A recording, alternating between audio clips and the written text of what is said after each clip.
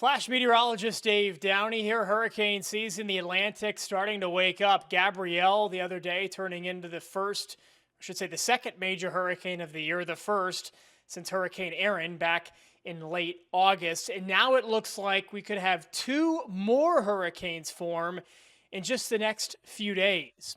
Let's show you what the National Hurricane Center has to say about both of these systems south of Gabrielle. The first one, the one off to the east, 90% chance of formation in the next week, 60% chance in the next 2 days. The second one, a little bit further to the west, one that we do have to keep an eye on for impacts for the Turks and Caicos, the Virgin Islands, even portions of Haiti, and the southeastern United States as we head into this weekend and the first part of next week. For tropical waves, these two systems are pretty tightly packed here. There's not much space between them, and that could affect their track and intensity down the road over the next 5 to 7 days. We already showed them both to you here on satellite. Here's the eastern system, and of course there's the western system. The eastern one with a bit of a perk up and shower and thunderstorm activity over its center. It is a little bit healthier than the western system, and that's why the Hurricane Center gives it a higher chance of formation in the next several days. Flashcast has these kind of combining over the next 5 or 6 days. Let's take this out to this weekend. Both of these areas of showers and thunderstorms almost combining. Look at that. By the 28th, which is next Sunday. We'll see about that. This solution of Flashcast, this model runs every 5 or 6 hours, takes it east of the U.S. A little close for comfort, but there's still a whole lot of uncertainty. I would not ride this solution home yet. I want to show you the European ensemble. Good way to kind of assess the uncertainty, the probability of various solutions. This is our best kind of forecast tool during hurricane season. I took this out to Friday night. This is 8 p.m. Eastern time Friday night, and you can see more of the ensemble members. There's 50 of them. The European model run slightly different, 50 different times to again assess the uncertainty and the confidence in a forecast. There's more kind of green, white, yellow contours in the eastern batch than there are in the western batch. That leads to higher confidence again in the eastern storm forming first. The next name on the list is Umberto. The next name after that, which it looks like both of them will get names, is Imelda, the H and the I names this year. As we take this out to Sunday morning, this is 8 a.m. Eastern time, Sunday morning.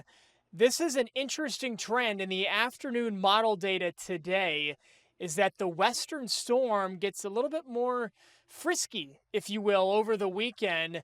But the closer these are together, the closer the storms end up combining together.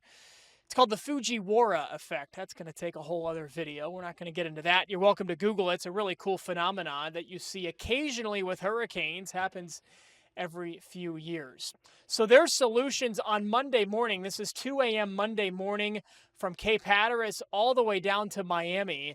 And that's why we're staying on guard. Anybody along the southeastern coast between the South Florida, the Keys, up into the Carolinas need to watch this carefully over the next week.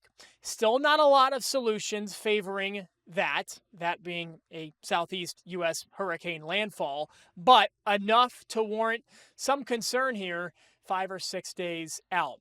This is the Google DeepMind AI model. This is the first model that actually kind of snuffed out this threat 3 or 4 days ago. It had the western system actually moving into the Caribbean and eventually moving into the Gulf and making a landfall from there in the Gulf. Obviously, things have changed, and now we're looking at two separate systems, a high level of confidence here, at least by the Google DeepMind AI machine learning model of two different systems, two different hurricanes forming here. This is by next Monday afternoon, next Monday the 29th at 18Z. That is 2 p.m. Eastern time. The change here with the afternoon model run is that all of these solutions take what would be Umberto and Imelda off to the northeast away from any land. However, if we take this back to the early morning model run, this was a lot different. You had a good amount of members making a landfall along the southeast. So it's been a kind of quiet season thus far. This is the busiest part of the season here. Let's put the satellite back behind me. There we go. Some moving clouds and showers and thunderstorms.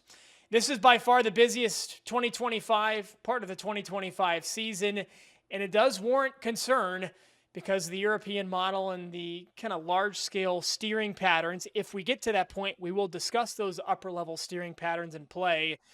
This is as complex as it gets. Two different systems within about 800 miles of each other, a cutoff low over the Carolinas. Lots of cooks in the kitchen.